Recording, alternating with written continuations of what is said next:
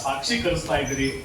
ಈ ಕಾರ್ಯಕ್ರಮದ ಅಧ್ಯಕ್ಷತೆಯನ್ನು ವಹಿಸಿ ಕಾರ್ಯಕ್ರಮದ ಯಶಸ್ಸಿಗೆ ಕಾರಣೀಭೂತರಾದ ಸನ್ಮಾನ್ಯ ರಾಜಪ್ಪ ದಳವಾಯಿಯವರು ಸಭೆಯನ್ನು ಉದ್ದೇಶಿಸಿ ಮಾತನಾಡಬೇಕು ಅಂತ ಹೇಳ್ಬಿಟ್ಟು ತಮ್ಮೆಲ್ಲರ ಪರವಾಗಿ ವಿನಂತಿ ಮಾಡ್ತೇನೆ. ಎಲ್ರಿಗೂ ನಮಸ್ಕಾರ. ಹಿರಿಯ ನ್ಯಾಯಮೂರ್ತಿಗಳಾದಂತಹ ಜಸ್ಟಿಸ್ ಶಿವರಾಜ್ ಪಾಟೀಲ್ರು ಈ ಪ್ರಶಸ್ತಿಯನ್ನು ಆತ್ಮೀಯರಾದಂತಹ ನ್ಯಾಯಮೂರ್ತಿ ನಾಗಮೋಹನ್ ದಾಸ್ ಅವರಿಗೆ ಪ್ರದಾನವನ್ನು ಮಾಡಿ ಒಂದು ಅರ್ಥಪೂರ್ಣವಾದಂತಹ ಸಮಾರಂಭಕ್ಕೆ ರಾಮೇಗೌಡರು ಅವರ ತಂಡ ಕಾರಣ ಆಗಿದೆ. ಅವ್ರು ಫೋನ್ ಮಾಡಿ ಕರೆದಾಗ ನಾನು ಹೇಳಿದೆ, ನಾನು ಅವರ ಅಷ್ಟು ದೊಡ್ಡ ಹಿರಿಯರ ಜೊತೆಯಲ್ಲಿ ನನ್ನನ್ನು ಯಾಕೆ ಇನ್ನೊಂದು ಸ್ವಲ್ಪ ಹಿರಿಯರನ್ನು ಕರೆದ್ರೆ ಒಳ್ಳೆಯದು ಅಂತ. ಇಲ್ಲ ಬನ್ನಿ ಸರ್ ನೀವೇ ಬರಬೇಕು ಅಂತೇಳಿ ರಾಮೇಗೌಡರು ಒತ್ತಾಯ ಮಾಡಿದರು. ನ್ಯಾಯಮೂರ್ತಿಗಳ ಜೊತೆಯಲ್ಲಿ ಅನ್ನೋದಕ್ಕಿಂತ ನನಗೆ ಲಾಯರ್ಗಳ ಜೊತೆಯಲ್ಲಿ ಏಕ ಸಂಬಂಧ ಇದೆ. ಕಳೆದ ಒಂದು 40 ವರ್ಷಗಳ ಕಾಲ ಕೋರ್ಟ್ನಲ್ಲಿ ಅನೇಕ ದಾವೆಗಳನ್ನು ಹೂಡಿ ಅವು ಫಲಪ್ರದವಾಗಿ ಪುಸ್ತಕದ ಕೇಸ್ ಇರ್ಬೋದು, ಅಥವಾ ಸರ್ಕಾರದ ವಿರುದ್ಧ ಅರೆಕಾಲಿಕ ಉಪನ್ಯಾಸಕರಿಗೆ ನಡೆಸಿದ ಕೇಸ್ ಇರ್ಬೋದು, ಅಥವಾ ಒಂದು 17 ವರ್ಷ ಒಂದು ವಿಶ್ವವಿದ್ಯಾಲಯದ ವಿರುದ್ಧ ನಡೆಸಿದ ಕೇಸು, ಹೆಚ್ಚು ಕಡಿಮೆ ನಾನು ಯೂನಿವರ್ಸಿಟಿಲಿ ಪಾಠ ಮಾಡಿದ್ದಕ್ಕಿಂತ ಹೆಚ್ಚು ಸಂಜೆ ಲಾಯರ್ ಆಫೀಸ್ಗಳಲ್ಲಿ ಕಳೆದಿರೋದೇ ಜಾಸ್ತಿ. ಆದರೂ ನನಗೆ ನಮ್ಮ ಸಂವಿಧಾನದ ಬಗ್ಗೆ, ನಮ್ಮ ಕೋರ್ಟ್ ಬಗ್ಗೆ ಗೌರವ ಇದೆ. 4 ದಿವಸ ತಡ ಆಗ್ಬೋದು, ಆದರೆ ನ್ಯಾಯ ಸಿಗುತ್ತೆ, ನಮ್ಮ ಪರವಾಗಿ ಇರುತ್ತೆ ಅನ್ನೋದು ನನಗೆ ಬಹಳ ಅನುಭವಕ್ಕೆ ಬಂದಿರುವಂತಹ ಮಾತು. ಬಹುಶಃ ಆ ಹಿನ್ನೆಲೆಯಲ್ಲೂ ಕರೆದಿರ್ಬೋದು ಅಂತ ಗೊತ್ತಿಲ್ಲ. ರಾಮೇಗೌಡರು ಯಾವ ಉದ್ದೇಶಕ್ಕೆ ಹಠ ತೊಟ್ಟು ನನ್ನನ್ನು ಅಧ್ಯಕ್ಷನನ್ನಾಗಿ ಮಾಡಿದರೋ ಗೊತ್ತಿಲ್ಲ. ಆದರೆ ಇದೊಂದು ಅರ್ಥಪೂರ್ಣವಾದಂತಹ ಸಮಾರಂಭ. ಬರಗೂರವರು ರಾಜರ್ಷಿ ನಾಲ್ವಡಿ ಕೃಷ್ಣರಾಜ ಒಡೆಯರ್ ಅವರ ಹೆಸರಿನಲ್ಲಿ ಒಂದು ಪ್ರಶಸ್ತಿಯನ್ನು ಆರಂಭ ಮಾಡಿ ಅಂತೇಳಿ ಕೊಟ್ಟಿರುವ ಸಲಹೆ ನಿಜವಾಗೂ ಅರ್ಥಪೂರ್ಣವಾಗಿ ಇವತ್ತು ಒಂದು ಒಳ್ಳೆಯ ಸಮಾರಂಭವಾಗಿ ರೂಪ ಪಡೆದಿದೆ. ಮತ್ತು ನ್ಯಾಯಮೂರ್ತಿ ನಾಗಮೋಹನ್ ದಾಸ್ ಅವರಾಗಲಿ, ಶಿವರಾಜ್ ಪಾಟೀಲ್ರಾಗಲಿ ಭಾರತದ ಕರ್ನಾಟಕದ ನ್ಯಾಯಾಂಗಕ್ಕೆ, ಅದರಲ್ಲೂ ಮುಖ್ಯವಾಗಿ ಅವರ ಬರಹಗಳ ಮೂಲಕ, ಅವರ ತೀರ್ಪುಗಳ ಮೂಲಕ 10 ವರ್ಷಗಳಲ್ಲಿ ಅಷ್ಟು ದೊಡ್ಡ ತೀರ್ಪುಗಳನ್ನು ಬರೆಯೋದು ಅಂದರೆ ಅದು ಅಸಾಧಾರಣವಾದ ಕೆಲಸ ಅಂತ ನನಗೆ ಅನಿಸುತ್ತೆ. ಒಂದು ರೀತಿಯಲ್ಲಿ ಬರಹಗಾರರು ಆಗಿರೋದ್ರಿಂದ ನಾಗಮೋಹನ್ ದಾಸ್ ಅವರು ಬರಹಗಾರರಾದ ಮೊದಲ ಪುಸ್ತಕದ ಒಂದು ಸನ್ನಿವೇಶ ನನಗೆ ಇವಾಗ ಯಾವತ್ತೂ ಮರೆಯೋಕ್ಕೆ ಸಾಧ್ಯ ಇಲ್ಲ. ಗಾಂಧೀಜಿಯವರು ಮಾತೃಭಾಷೆಯ ಕಾರಣದಿಂದಲೇ ವಿದೇಶಕ್ಕೆ ಹೋದದ್ದು ಮತ್ತು ಅಷ್ಟು ದೊಡ್ಡ ಹೋರಾಟಗಾರರಾಗಿ ರೂಪಿಸಿದ್ದು ಅಂತ ಅವರು ಕಾನೂನನ್ನು ಕುರಿತ ಒಂದು ತಿಳುವಳಿಕೆಯ ಒಂದು ಪುಸ್ತಕದಲ್ಲಿ ಆ ಮಾತನ್ನು ಪ್ರಸ್ತಾಪ ಮಾಡ್ತಾರೆ. ಅವರು ಹೇಗೆ ಗುಜರಾತಿ ಭಾಷೆ ಬಲ್ಲಂತಹ ಒಬ್ಬ ನ್ಯಾಯವಾದಿ ಬೇಕಾಗಿರೋದ್ರಿಂದ ಕರ್ಕೊಂಡು ಹೋಗ್ತಾರೆ. ಆದರೆ ತಾವು ಯಾರು ಕರ್ಕೊಂಡು ಹೋಗಿರ್ತಾರೋ ಅವ್ರ ವಿರುದ್ಧನೇ ಕೇಸನ್ನು ಹೇಳ್ತಾರೆ. ಇವನು ಬರ್ಕೊಂಡ್ರ ಲೆಕ್ಕವೇ ಸರಿ ಇಲ್ಲ, ನೀವು ಹಾಕಿರೋ ದಂಡ ಕಡಿಮೆ, ಇನ್ನೊಂದು ಸ್ವಲ್ಪ ಜಾಸ್ತಿ ಹಾಕಿ ಅಂತ ಹೇಳೋದ್ರ ಮೂಲಕ ಭಾರತೀಯರ ನ್ಯಾಯ ಪದ್ಧತಿಯನ್ನು ಗಾಂಧೀಜಿಯವರು ಎತ್ತಿಡಿದಂತಹ ಒಂದು ಪ್ರಸಂಗವನ್ನು ಚಿತ್ರಿಸಿದ್ದಾರೆ. ಮತ್ತು ಅವರು ಬರೆದಂತಹ ಸಂವಿಧಾನದ ಓದು ಇದೆಯಲ್ಲ, ಅದು ಅನೇಕ ಜನರ ಮೇಲೆ ಪರಿಣಾಮ ಬೀರಿದೆ. ನನ್ನ ಮೇಲೂ ಕೂಡ ಪರಿಣಾಮ ಬೀರಿತು. ಆ ನಂತರದಲ್ಲಿ ನಾವು ಸಂವಿಧಾನವನ್ನು ನಾವೊಂದು ನಾಟಕದ ಪಠ್ಯವಾಗಿ ನೋಡ್ತಾ ಇದ್ವಿ. ಕಳೆದ 2 ದಶಕಗಳಿಂದ ಒಂದು ಬೀದಿ ನಾಟಕ ಬರೆದಿದ್ವಿ. ಆಮೇಲೆ ಇವರ ಪುಸ್ತಕ ಬಂದ್ಮೇಲೆ ಅದರ ಪ್ರಚಾರ ಆಂದೋಲನ ಆದಮೇಲೆ ಅತಿ ಹೆಚ್ಚು ಮುದ್ರಣವನ್ನು ಕಂಡ ಪುಸ್ತಕ ಅದು ಕನ್ನಡದಲ್ಲಾಗಿರೋದ್ರಿಂದ ಆ ಸ್ಫೂರ್ತಿಯಿಂದ ನಾವು ನಾಟಕವನ್ನು ಮಾಡಿದ್ವಿ. ಅವರ ಭೇಟಿಯಾಗಿ ಚರ್ಚೆಗೆ ಹೋದಾಗ, ನೀವು ನಾಟಕ ಮಾಡಿ ತೋರಿಸಿ ಅದೇ ನನಗೆ ಭಾಳ ಅದ್ಭುತ, ನಾನೇನು ಹೇಳೋದಿಲ್ಲ ಅಂತ. ಹೇಳೋದೇನಿದೆ, ಸಂವಿಧಾನವನ್ನು ನೀವು ನಾಟಕ ರಂಗದ ಮೇಲೆ ಪ್ರದರ್ಶನ ಮಾಡ್ತೀರಿ ಅಂದರೆ ಅದೇ ಒಂದು ಸೋಜಿಗ ನನ್ನಂಥವನಿಗೆ ಅನ್ನುವ ಮಾತನ್ನು ಹೇಳಿದರು. ರಾಮೇಗೌಡರು ತಮ್ಮ ಈ ಒಂದು ಅವರು ನಾಗಮೋಹನ್ ದಾಸ್ ಅವರು ಪ್ರೇಜರ್ ಬಗ್ಗೆ ಹೇಳಿದರು. 3 ಜನ ಮಹಾರಾಜರನ್ನು ನಾವು ಭಾರತದ ಚರಿತ್ರೆಯಲ್ಲಿ ಆಧುನಿಕ ಸಂದರ್ಭದಲ್ಲಿ ಮರೆಯೋ ಹಾಗಿಲ್ಲ. ಬರೋಡದ ಗಾಯಕ್ವಾಡ ಮಹಾರಾಜರು, ಬಾಬಾ ಸಾಹೇಬ್ ಅಂಬೇಡ್ಕರ್ಗೆ ಫೆಲೋಶಿಪ್ ಕೊಟ್ಟು ಈ ದೇಶಕ್ಕೆ ಹೊಸ ಬೆಳಕಾದ ಒಬ್ಬ ಮಹಾರಾಜರು. 2ನೇವರು ಶಾಹು ಮಹಾರಾಜರು. ಪ್ರೇಜರ್ ಶಾಹು ಮಹಾರಾಜಿಗೆ ಧಾರವಾಡದಲ್ಲಿ ಕಲಿಸ್ತಾರೆ, ಆನಂತರ ನಾಲ್ವಡಿಯವರಿಗೆ ಕಲಿಸ್ತಾರೆ. ಅವರ ಅಟೆಂಡೆನ್ಸ್ ರ್ಯಾಂಕ್ ಪ್ರತಿ ತಿಂಗಳು ರ್ಯಾಂಕ್ ಶೀಟ್ ಅನ್ನು ನೋಡಿದ್ರೆ ಗೊತ್ತಾಗುತ್ತೆ. ರಾಜರು ಅಂತೇಳಿ ಅವ್ರಿಗೇನೋ ಮೊದಲನೇ ಸ್ಥಾನದಲ್ಲಿ ಇಟ್ಟಿಲ್ಲ. ಅವರು 2ನೇ ಸ್ಥಾನದಲ್ಲಿದ್ದಾಗ ಅವರಿಗೆ ಎಚ್ಚರಿಕೆ ಕೊಟ್ಟಿದ್ದಾರೆ, ನೀವು ಇನ್ನೂ ಕೆಳಗೋಗುವ ಸಾಧ್ಯತೆ ಇದೆ, ಆದಷ್ಟು ಬೇಗ ನಿಮ್ಮ ಹೋಮ್ವರ್ಕ್ಗಳನ್ನು ಸರಿಯಾದ ಅಭ್ಯಾಸವನ್ನ ಮಾಡಿ ಅಂತ ಶರ ಬರೆದಿದ್ದರಿಗೆ ಹೊರತು ಈಗ ನಮ್ಮ ವಿಶ್ವವಿದ್ಯಾಲಯಗಳು, ನಮ್ಮ ಶಾಲೆ ಕಾಲೇಜುಗಳು ಯಾವ ಸ್ವರೂಪದಲ್ಲಿದ್ದಾವೆ ಅಂತ ಗೊತ್ತಾಗುತ್ತೆ. ಅಲ್ಲಿ ಯಾರು ಅಧಿಕಾರಸ್ಥರು ಇರ್ತಾರೆ ಅವ್ರ ಮಕ್ಕಳಿಗೆ ರ್ಯಾಂಕ್ ಹೋಗೋ ಅಂಥದ್ದನ್ನು ನೋಡ್ತೀವಿ. ಸೊ ಆ ರ್ಯಾಂಕ್ ಶೀಟ್ ನೋಡಿದ್ರೆ ನನಗೆ ಅನ್ನಿಸ್ತು, ಆ ಪ್ರೆಷರ್ ಎಷ್ಟು ದೊಡ್ಡ ಮನುಷ್ಯ ಅಂತಂದರೆ ಶಾಹು ಮಹಾರಾಜಿಂದ ಒಂದು ಉಂಗುರವನ್ನು ಸಹ ಪಡ್ಕೊಳ್ಳಲ್ಲ. ನಮ್ಮನ್ನ ನೆನಪಿಗಾಗಿ ಇಟ್ಕೊಳ್ಳಿ ಸರ್ ಅಂತ ಹೇಳಿದ್ರು ಇಲ್ಲ ನನಗೆ ಬ್ರಿಟಿಷ್ ಸರ್ಕಾರ ನನಗೆ ಸಂಬಳ ಕೊಟ್ಟಿದೆ, ನಾನು ನನ್ನ ಕೆಲಸವನ್ನು ಮಾಡಿದ್ದೀನಿ ಅಂದರೆ ಒಬ್ಬ ಒಳ್ಳೆಯ ಮೇಷ್ಟ್ರ ಕಲಿತಾಗ ನಾಗಮೋಹನ್ ದಾಸ್ ಅವರು ನ್ಯಾಯಾಂಗದ ವಿಷಯವಾಗಿ ಅದನ್ನು ಹೇಳಿದ್ರು. ಅಷ್ಟೇ ಅಲ್ಲ, ಅವರ ಟೈಮ್ ಟೇಬಲನ್ನು ನೋಡಬೇಕು. ಅವರಿಗೆ ಸಂಗೀತದ ತರಗತಿ ಇರ್ತಿತ್ತು, ಚಿತ್ರ ರಚನೆಯ ತರಗತಿ ಇರ್ತಿತ್ತು. ಅವರು ಬಹಳ ವೈವಿಧ್ಯಮಯವಾದಂತಹ ಪಿಟೀಲು ಮತ್ತು ಪಿಯಾನೋನ ಬಹಳ ಅದ್ಭುತವಾಗಿ ನುಡಿಸ್ತಾ ಇದ್ರು. ಮೊದಲಿಗೆ ಸೈಕಲನ್ನು ತರಿಸ್ತಾರೆ ಮೈಸೂರಿಗೆ. ಬಹಳ ಸ್ವಾರಸ್ಯಕರವಾದ್ದೇನೆಂದರೆ 2 ಜಟ್ಟಿಗಳು ಆ ಸೈಕಲನ್ನು ಪ್ರದರ್ಶನ ಮಾಡ್ತಾರೆ ಪಟ್ಟಣದ ತುಂಬ. ಆಮೇಲೆ ದೊಡ್ಡ ಹಡಗಿನಲ್ಲಿ ಸೈಕಲ್ ತರಿಸ್ಬೇಕಾಗುತ್ತೆ. ವಿದ್ಯಾವಂತರೆಲ್ಲ ಸೈಕಲ್ ಮೇಲೆ ಓಡಾಡುವಂಥದ್ದು ಮಲೆನಾಡಿನ ಮೂಲೆಗೂ ಕೂಡ, ಮಲೆಗಳಲ್ಲಿ ಮದುಮಗಳಲ್ಲಿ ಬೀಸೆಕಲ್ ಇದೆಯಲ್ಲ ಅದು ಬರೋದಕ್ಕಿಂತ ಮುಂಚೆ ಅವ್ರು ಮೊದಲು 2 ಸೈಕಲನ್ನು ತರಿಸ್ತಾರೆ. ಆಮೇಲೆ ಕಾರನ್ನು ತರಿಸ್ತಾರೆ. ಆಮೇಲೆ ಕಾರ್ ಫ್ಯಾಕ್ಟ್ರಿನೂ ತರಿಸ್ಲಿಕ್ಕೆ ಎಲ್ಲ ವ್ಯವಸ್ಥೆ ಮಾಡ್ಕೊಂಡಿರ್ತಾರೆ. ಆದರೆ ಬ್ರಿಟಿಷರ ತಯಾರಿಕೆಯ ಕಾರ್ಗಳು ಭಾರತಕ್ಕೆ ಬರ್ದಂಗೆ ಆಗ್ಬಿಡ್ತವೆ ಅಂತೇಳಿ ಅವರ ಯೋಜನೆಯನ್ನೇ ಬರ್ಖಾಸ್ತು ಮಾಡುವಂತಹ ಸನ್ನಿವೇಶ ಕೂಡ ನಡೆಯುತ್ತೆ. ಅವರು ದಸರಾಕ್ಕೆ ಒಂದು ಮನವಿಯನ್ನ ಮಾಡ್ಕೊಳ್ತಾರೆ ಕೇಂದ್ರ ಸರ್ಕಾರಕ್ಕೆ.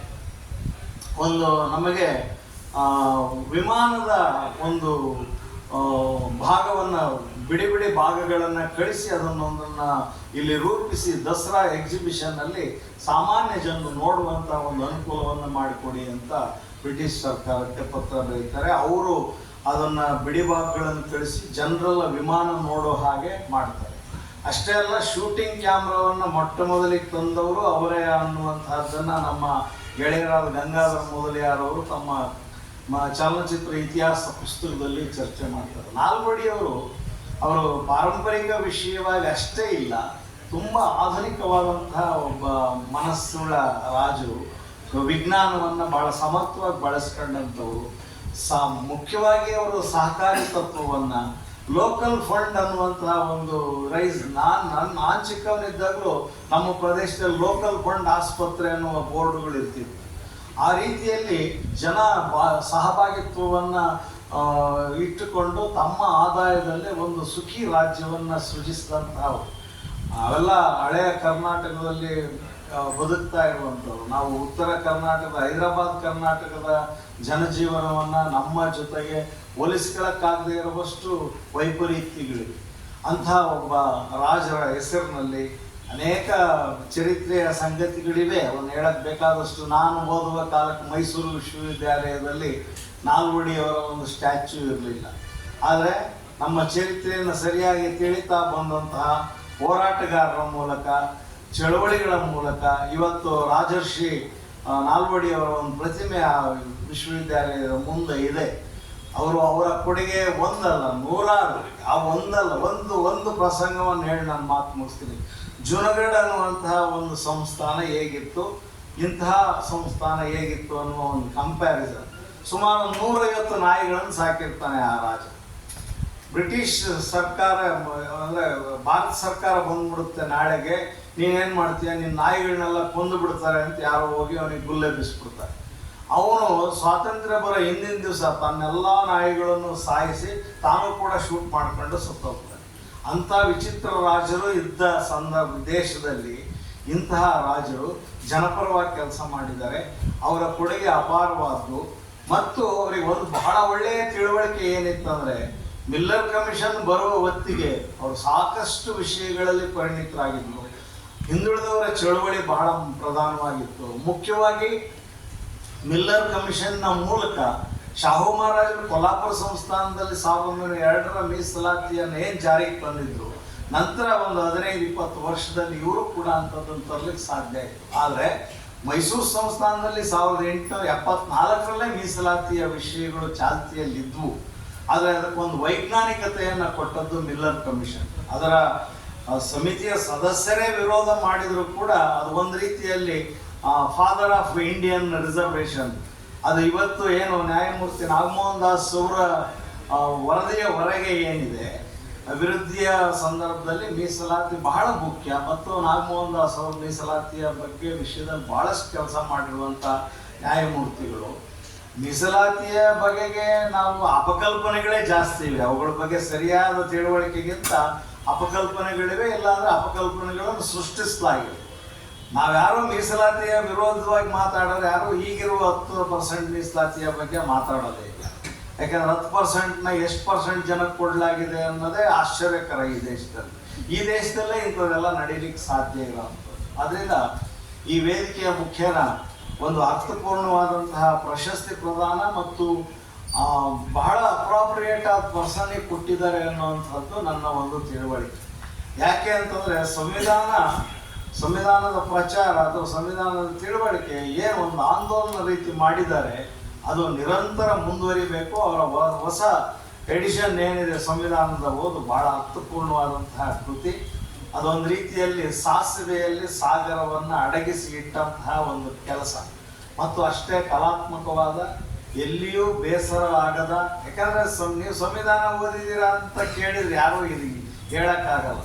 ಸಾಮಾನ್ಯ ಲಾಯರ್ ಆಫೀಸ್ಗಳಲ್ಲಿ ಸಂವಿಧಾನ ಆರ್ಟಿಕಲ್ಸು ಇವೆಲ್ಲ ಇರ್ತವೆ. ಇನ್ನುಳಿದವರಿಗೆ ಯಾರೋ ಒಬ್ಬ ಸೈಂಟಿಸ್ಟಿಗೆ ಕೇಳಿದರೆ ನಾನೇನು ಲಾಯರ್ ಅಲ್ಲ ಅಂತ, ಅಥವಾ ಇನ್ಯಾರಿಗೆ ಕೇಳಿದರೆ ಓದಕ್ಕೆ ಅಂತ ಶುರು ಮಾಡಿದ್ನಪ್ಪ, ಮೊದಲನೇ ಪೇಜ್ ಓದೋದಕ್ಕೆ ನಿಂತು ಬಂತು ಮುಗಿದೋಯ್ತು ಅಂತಾರೆ. ಅದು ಓದೋದಲ್ಲ, ಬೈ ಪ್ರಾಕ್ಟೀಸ್ ಮತ್ತು ಅದು ಸೆಕ್ಯೂರ್ಡ್ ಆದಂತಹ ಒಂದು ಹೋಲಿಸ್ಟಿಕ್ ಆದಂತಹ ಒಂದು ಕೃತಿ. ಅದು ಅದೆಷ್ಟು ಪವಿತ್ರವಾದ್ದು ಅಂದರೆ, ಅದೆಷ್ಟು ಪೂಜಾರ್ಹವಾದ್ದು ಅಂದರೆ ಅದು ನಮ್ಮ ಬದುಕನ್ನು ರೂಪಿಸಿದೆ. ಅದಿಲ್ಲ ಅಂದರೆ ನಾವೆಲ್ಲ ಯಾವ ರೀತಿಯಲ್ಲಿ ಇರ್ತಿದ್ವಿ, ಯಾವ ರೀತಿಯಲ್ಲಿ ಬದುಕ್ತಿದ್ವಿ ಗೊತ್ತಿಲ್ಲ. ಸೊ ಅಂಥ ಏನು ಭಾರತ ಸಂವಿಧಾನ ಇದೆ ಅದಕ್ಕೂ ಮತ್ತು ನಾಲ್ವಡಿಯವರಿಗೂ ತುಂಬ ಸಂಬಂಧ ಇದೆ. ಅವರಿಗಿಂತ ಪೂರ್ವಿಕರೇ ಪ್ರಜಾಪ್ರತಿನಿಧಿ ಸಭೆಯನ್ನು ತಂದರು. ಅದಕ್ಕಿಂತ ಮುಖ್ಯವಾಗಿ ಅದನ್ನೊಂದು ಆರ್ಥಿಕ ಶಿಸ್ತಿಗೆ, ಆರ್ಥಿಕ ವಿಷಯಗಳಿಗೆ ಅದು ನಿರ್ಣಯವನ್ನು ಕೊಡಬೇಕು ಅನ್ನುವಂಥ ಒಂದು ಕಾನೂನಿನ ಚೌಕಟ್ಟಿಗೆ ತರ್ತಾರಲ್ಲ ಅವರು, ಅದು ಬಹಳ ಮಹತ್ವದ್ದು. ಮೈಸೂರು ನಿಜವಾಗಿಯೂ ವೆಲ್ಫೇರ್ ಸ್ಟೇಟ್. ಅದು ತಾನು ಇರುವ ಕಾಲಕ್ಕಿಂತ ಬಹಳ ಮುಂದಿತ್ತು. ಮೈಸೂರು ಬ್ರ್ಯಾಂಡ್ ಅನ್ನೋಂಥದ್ದನ್ನು ರೂಪಿಸಿದ್ರು. ಮೈಸೂರು ಪಾಕ್ ಅಂತಹ ಒಂದು ಸಿಹಿ ತಿಂಡಿಯನ್ನು ಜಗತ್ ಪ್ರಸಿದ್ಧಿ ಮಾಡುವವರೆಗೆ, ಅಥವಾ ಮೈಸೂರು ವಿಶ್ವವಿದ್ಯಾಲಯ 4 ಆಣೆಯ ಪುಸ್ತಕವನ್ನು ಕೇಂಬ್ರಿಡ್ಜ್ ಯೂನಿವರ್ಸಿಟಿ ಅಂತಹದ್ದು ಇಂಥವನ್ನು ನಾವು ಮಾಡಬೇಕು ಅಂತ ಆಲೋಚಿಸುವಂತಹ ಮಟ್ಟಕ್ಕೆ ಬೆಳೆದದ್ದಿದೆಯಲ್ಲ, ಅದು ಮೈಸೂರು ನಾಲ್ವಡಿಯವರು ಕೊಟ್ಟಂತಹ ಬಹಳ ದೊಡ್ಡ ಕೊಡುಗೆ. ಅದರಲ್ಲೂ ಮುಖ್ಯವಾಗಿ ಮಹಿಳೆಯರಿಗೆ, ಮುಖ್ಯವಾಗಿ ಮಹಾರಾಣಿ ಹೈಸ್ಕೂಲ್ನಿಂದ ಶುರುವಾಗಿ ಮಹಾರಾಣಿ ಕಾಲೇಜಿನವರೆಗೆ, ಪಂಚಮರ ಶಾಲೆ, ದಲಿತರ ಅಭಿವೃದ್ಧಿ, ಇವೆಲ್ಲ ಅಸಾಧಾರಣವಾದಂತಹ ಸುಧಾರಣೆಗಳು. ನಿಜವಾದ ಒಬ್ಬ ಸುಧಾರಕರನ್ನು ನೆನಪು ಮಾಡಿಕೊಳ್ಳುವ ಸನ್ನಿವೇಶವನ್ನು ಇಟ್ಕೊಂಡು ಇಂತಹ ಪ್ರಶಸ್ತಿಯನ್ನು ಕೊಡುವ ಈ ಜನಶಕ್ತಿ ಕೇಂದ್ರ ಪ್ರತಿ ವರ್ಷ ರಾಜರ್ಷಿಯವರ ನೆನಪಿನಲ್ಲಿ ಪ್ರಶಸ್ತಿಯನ್ನು ಮುಂದುವರಿಸ್ಲಿ. ಇದಕ್ಕೆ ಯಶಸ್ಸು ಸಿಗಲಿ ಮತ್ತು ಇಬ್ಬರು ಬಹಳ ದೊಡ್ಡ ನ್ಯಾಯಮೂರ್ತಿಗಳ ಜೊತೆಯಲ್ಲಿ ನಾನು ಅಧ್ಯಕ್ಷತೆಯನ್ನು ವಹಿಸುವ ಒಂದು ಅವಕಾಶವನ್ನು ರಾಮೇಗೌಡರು ಮತ್ತು ಗೆಳೆಯರು ಒದಗಿಸಿಕೊಟ್ಟಿದ್ದಾರೆ. ಈ ಚರ್ಚೆ ಈಗ ನ್ಯಾಯಮೂರ್ತಿ ಶಿವರಾಜ್ ಪಾಟೀಲ್ರು ಭಾಳ ಒಳ್ಳೆಯ ಒಂದು ಮಾತು ಹೇಳಿದರು. ನಾನು ಹೇಳ್ಬೋದಾದ 3-4 ಮಾತುಗಳನ್ನು 2 ಜನ ನ್ಯಾಯಮೂರ್ತಿಗಳು ನಾನು ಯೋಚಿಸಿದ್ದನ್ನು, ಸರ್ಕಾರ ಯಾಕೆ ನಾಲ್ವಡಿ ಕೃಷ್ಣರಾಜ ಒಡೆಯರವರ ವಿಷಯವಾಗಿ ಇಷ್ಟೊಂದು ಅವಜ್ಞೆಯನ್ನು ತಗೊಂಡಿದೆ. ಇರಲಿ, ಸಂತೋಷ. ನಾನು ಸಹ ಈ ವೇದಿಕೆಯ ಮುಖೇನ ಸರ್ಕಾರವನ್ನು ನಾನು ಒತ್ತಾಯಿಸಲಿಕ್ಕೆ ಇಷ್ಟಪಡ್ತೀನಿ. ಒಂದು ಪ್ರಶಸ್ತಿ ಮತ್ತು ಬಹಳ ದೊಡ್ಡ ಕೆಲಸವನ್ನು ಮಾಡಿರುವಂತಹ ವ್ಯಕ್ತಿಯನ್ನು ನಾವು ದೊಡ್ಡದಾಗಿಯೇ ಚರ್ಚಿಸಬೇಕು, ದೊಡ್ಡದಾಗಿಯೇ ಮಾತನಾಡ್ತಾ ಹೋಗ್ಬೇಕು.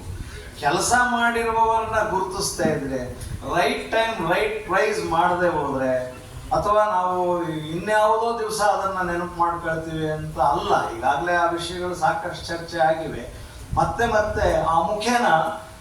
ಆ ಮುಖೇನ ಮೈಸೂರಿಗಿತ್ತು ಅಂತ ನೋಡ್ಕೊಳ್ಳೋ ಮೂಲಕ ಮತ್ತು ಈಗ ನಾವು ಹೇಗಿರಬೇಕು ಅನ್ನೋದನ್ನು ಕೂಡ ಚರ್ಚೆ ಮಾಡ್ತಾ ಇರ್ತೀವಿ, ಯೋಚಿಸ್ತಾ ಇರ್ತೀವಿ ಅಂತ ನನ್ನ ಇದು. ಅವರ ರೈಲ್ವೆ ಆಗಲಿ ಅಥವಾ ಸಾರಿಗೆ ಆಗಲಿ, ಬಸ್ಸುಗಳು, ಲಾರಿಗಳು, ಅವರು ಸಾಗಾಣಿಕೆಗಾಗಿ ಕೊಟ್ಟಂತಹ ಒಂದು ದೊಡ್ಡ ಕೊಡುಗೆ ಏನು ಅಂತಂದ್ರೆ, ಸಣ್ಣ ಕೋಲಾರ ಪ್ರದೇಶದಲ್ಲಿ ಲೋಕಲ್ ಫಂಡಿನ ಮೂಲಕ ರೈಲ್ವೆ ಮಾರ್ಗಕ್ಕೆ ಅವರು ಹಣವನ್ನು ಸಹಾಯ ಮಾಡ್ತಾರೆ. ಬೋರಿಂಗ್ಪೇಟೆಯಿಂದ ಚಿಕ್ಕಬಳ್ಳಾಪುರದವರೆಗೆ ರೈಲು ಹಾಕಿಸುವ ಒಂದು ಯೋಜನೆ ಇದೆಯಲ್ಲ, ಬಹಳ ಮಹತ್ವಪೂರ್ಣವಾದ. ಅದರಲ್ಲೂ ಅಲಕ್ಷಿತ ಪ್ರದೇಶಗಳಿಗೆ ಮೊದಲು ಅವರು ಮಾನ್ಯತೆಯನ್ನು ಕೊಡ್ತಾ ಇದ್ರು. ಕಳಲೆ ಅಂತ ಒಂದು ಚಿಕ್ಕ ಊರನ್ನು ದೊಡ್ಡ ಮಾರುಕಟ್ಟೆಯನ್ನಾಗಿ ಮಾಡಿ ತಮಿಳುನಾಡು ಕೊಯಮತ್ತೂರಿಗೆ ಅದನ್ನ ಜೋಡಿಸಿದ್ರು. ಈ ರೀತಿಯ ಬಹಳ ದೊಡ್ಡ ವೈವಿಧ್ಯಮಯವಾದಂತಹ ಸರ್ವಾಂಗೀಣ ಅಭಿವೃದ್ಧಿ ಅಂತ ಕೇವಲ ಒಂದಲ್ಲ. ಅದಕ್ಕೆ ಅವ್ರು ಏನ್ ಹೇಳ್ತಾರೆ, ಒಂದೇ ಮಾತು ಹೇಳೋದು, ಆಡಳಿತಗಾರರಿಗೆ ಸಾಹಿತ್ಯದ, ಸಂಸ್ಕೃತಿಯ, ಕಲೆಯ ನೆನಪಿರಬೇಕು, ಅದ್ರ ಜೊತೆಯಲ್ಲಿರ್ಬೇಕು, ಆಗ ಒಳ್ಳೆಯ ಆಡಳಿತ ಮಾಡ್ಲಿಕ್ಕೆ ಸಾಧ್ಯ ಅಂತ ಅವ್ರು ಹೇಳ್ತಾರೆ. ಅದಕ್ಕಾಗಿ ಅವರು ಜಗನ್ಮೋಹನ ಪ್ಯಾಲೇಸ್ ಅನ್ನು ರೂಪಿಸುವ ಹಿನ್ನೆಲೆ ಹಳದಂಕರ್ ಅಂತವರ ಪೇಂಟಿಂಗ್ ಅನ್ನ ಆಕ್ಷನ್ ಅಲ್ಲಿ ಕೊಂಡ್ಕೊಂತಾರೆ, ಕಲಾವಿದರಿಗೆ ಸಹಾಯ ಆಗ್ಲಿ ಅಂತ. ರಾಜಾ ರವಿವರ್ಮ ಪೇಂಟಿಂಗ್ಸ್ ಅನ್ನ ಕೊಂಡ್ಕೊಳ್ತಾರೆ ಮುಂಬೈನಲ್ಲಿ. ಅವರನ್ನ ಸ್ವತಃ ಕರ್ಕೊಂಬಂದು ಅವರಿಂದ ಪೇಂಟಿಂಗ್ ನ ಮಾಡಿಸ್ತಾರೆ. ಅವರಿಗೂ ಸ್ವತಃ ಆಸಕ್ತಿ ಇರುತ್ತೆ. ಹಾಗೆ ತಮ್ಮ ಒಂದು ಮ್ಯೂಸಿಯಂನ್ನೇ ರೂಪಿಸ್ಬೇಕು ಅನ್ನುವಂತಹ ಆಲೋಚನೆ ಇದೆಯಲ್ಲ, ಅದು ಬಹಳ ಅಭೂತಪೂರ್ವ. ಕಲೆಯ ಕ್ಷೇತ್ರದಲ್ಲಿ ನಾಟಕ ಮಂಡಳಿಯ ಮುಖ್ಯನ ಕೊನೆಗೆ ಎಷ್ಟು ತಲೆನೋವಾಗುತ್ತೆ ಅಂದ್ರೆ ಅದನ್ನ ಮುಚ್ಚದೇ ಕಷ್ಟ ಆಗುತ್ತೆ. ಚಾಮರಾಜ ನಾಟಕ ಸಭಾದ ಮೂಲಕ ಬಹಳ ದೊಡ್ಡ ಕೆಲಸವನ್ನ ಅವ್ರು ಮಾಡ್ತಾರೆ. ಈ ಸ್ವತಃ ಅವರಿಗೆ ಕರ್ನಾಟಕ, ಹಿಂದೂಸ್ತಾನಿ ಮತ್ತು ವೆಸ್ಟರ್ನ್ ಮ್ಯೂಸಿಕ್ ಮೂರು ಅವ್ರಿಗೆ ಚೆನ್ನಾಗಿ ಗೊತ್ತಿರುತ್ತೆ. ಇವತ್ತು ಅರಮನೆಯ ಬ್ಯಾಂಡ್ ಜೀವಂತವಾಗಿದೆ ಅವರ ಕಾರಣಕ್ಕಾಗಿ. ಸೊ ಅದರಿಂದ ಅನೇಕ ವಿಷಯಗಳಲ್ಲಿ ಅವರಿಗಿದ್ದ ಬಹಳ ಬಹುಮುಖಿ ವ್ಯಕ್ತಿತ್ವ ಇದೆಯಲ್ಲ, ಅದು ಬಹಳ ದೊಡ್ಡದು. ಅವ್ರ ಬಗ್ಗೆ ಮಾತಾಡಕ್ ಬೇಕಾದಷ್ಟಿದೆ. ಇದೊಂದು ಸುಸಂದರ್ಭ. ನ್ಯಾಯಮೂರ್ತಿ ನಾಗಮೋಹನ್ ದಾಸ್ ಅವರು, ನಾನು ಕಳೆದ 40 ವರ್ಷಗಳಿಂದ ಅವರ ಎಲ್ಲ ಬಗೆಯ ನ್ಯಾಯವಾದಿಗಳಾಗಿದ್ದ ಕಾಲದಿಂದ GR ತಿಪ್ಪೇಸ್ವಾಮಿ ಮತ್ತು ರಂಗಾರೆಡ್ಡಿ ಕೋಡಿರಾಂಪುರ ಅವರ ಜೊತೆಗೆ ಅವರ ಆಫೀಸಿಗೆ ಹೋಗ್ತಾ ಇದ್ವಿ. ಬರಗೂರವರು ಅವರನ್ನು ಬಿಡದೆ ಬರಹಗಾರರನ್ನಾಗಿ ಮಾಡಿದರು. ಸಾಹಿತ್ಯ ಅಕಾಡೆಮಿ ಅವರು ಬರೆದುಕೊಟ್ಟಂತಹ ಪುಸ್ತಕ ಮುಖೇನ ಅವರು ಈಗ ನ್ಯಾಯವಾದಿ ಮತ್ತು ಬರಹ ಎರಡೂ ಒಟ್ಟಿಗೆ ಸಾಗಿಸ್ಕೊಂಡು ಹೋಗ್ತಾ ಇದ್ದಾರೆ. ಸಂವಿಧಾನದ ಓದು, ಯಾಕಂದ್ರೆ ತುಂಬ ಜನ ನಾವು ನ್ಯಾಯವಾದಿಗಳನ್ನು ನೋಡಿದ್ವಿ, ಅವ್ರಿಗೆ ಬರೆಯಕ್ಕೆ ಪುರ್ಸೊತ್ತೆ ಇರಕ್ಕೆ ಸಾಧ್ಯನೇ ಇಲ್ಲ, ಅಷ್ಟು ಬ್ಯುಸಿ ಇರ್ತಾರೆ. ಅದರ ನಡುವೆ ಕೂಡ ಇತ್ತೀಚೆಗೆ ಮೀಸಲಾತಿಯ ಕುರಿತು ಬಂದಿರುವಂತಹ ಅವರ ಪುಸ್ತಕ ಇದೆಯಲ್ಲ, ತುಂಬ ಮಹತ್ವದ್ದು. ಸ್ವತಃ ಅವರು ಪ್ರಾಕ್ಟೀಷನರು, ಸ್ವತಃ ಅವರು ವರದಿಯನ್ನು ಕೊಟ್ಟಿದ್ದಾರೆ ಸರ್ಕಾರಕ್ಕೆ. ಅವ್ರ ವರದಿಯ ಆಧಾರದ ಮೇಲೆ ಮೀಸಲಾತಿಯ ಹೆಚ್ಚಳ ಆಗಿದೆ. ಇಂತಹ ಸಾಧಕರಿಗೆ ಈ ಪ್ರಶಸ್ತಿಯನ್ನು ಕೊಟ್ಟಿರುವಂಥದ್ದು ತುಂಬ ಅರ್ಥಪೂರ್ಣ. ನನ್ನ ಕಿರಿಯನನ್ನ ಅಧ್ಯಕ್ಷನನ್ನ ಮಾಡಿ ಹಿರಿಯರು ಮತ್ತಷ್ಟು ದೊಡ್ಡವರಾಗಿದ್ದಾರೆ. ಎಲ್ಲರಿಗೂ ನಮಸ್ಕಾರ. ತಮ್ಮ ಅಧ್ಯಕ್ಷೀಯ ಭಾಷಣದೊಡನೆ ಅಮೂಲ್ಯ ಅಭಿಪ್ರಾಯಗಳನ್ನ ಹಂಚಿಕೊಂಡ ಸಹೃದಯರಾದ ರಾಜಪ್ಪ ದಳವಾಯಿ ಅವರಿಗೆ ತಮ್ಮೆಲ್ಲರ ಪರವಾಗಿ ತುಂಬ ಹೃದಯದ ಧನ್ಯವಾದಗಳು. ಮಾನ್ಯ ನಾಗಮೋಹನ್ ದಾಸ್ ಅವರ ಅಭಿಮಾನಿ ಬಂಧುಗಳು ಗೌರವವನ್ನು ಸಲ್ಲಿಸಬೇಕು ಅನ್ನೋ ಕಾತುರದಲ್ಲಿದ್ದೀರಿ. ಈ ಶುಭ ಸಂದರ್ಭದಲ್ಲಿ ಈ ಕಾರ್ಯಕ್ರಮದ ಪ್ರಶಸ್ತಿ ಪ್ರದಾನ ಮಾಡಿ ಕಾರ್ಯಕ್ರಮಕ್ಕೆ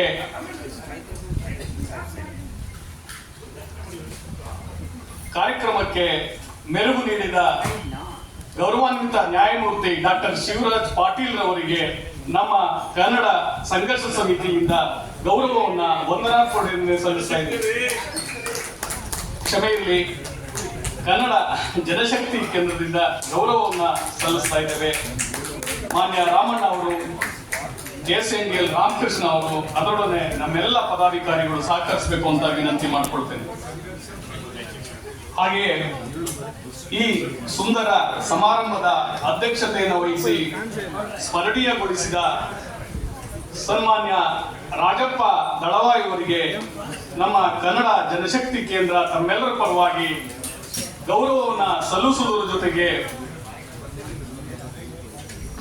ಸನ್ಮಾನಿಸಬೇಕು ಅಂತ ಹೇಳ್ಬಿಟ್ಟು ಮಾನ್ಯ ಅಧ್ಯಕ್ಷರನ್ನ, ನಮ್ಮ ಪದಾಧಿಕಾರಿಗಳನ್ನ ವಿನಂತಿ ಮಾಡ್ಕೊಳ್ತೇನೆ. ಸಮಯದ ಧಾವಂತದಲ್ಲಿದ್ದೀರಿ. ತಾಳ್ಮೆ ಎನ್ನುವುದು ದೊಡ್ಡ ಆಸ್ತಿ. ಸಹೃದಯ ರಾಜಪ್ಪ ದಳವಾಯಿ ಅವರಿಗೆ ತುಂಬ ಹೃದಯದ ವಂದನೆಗಳು.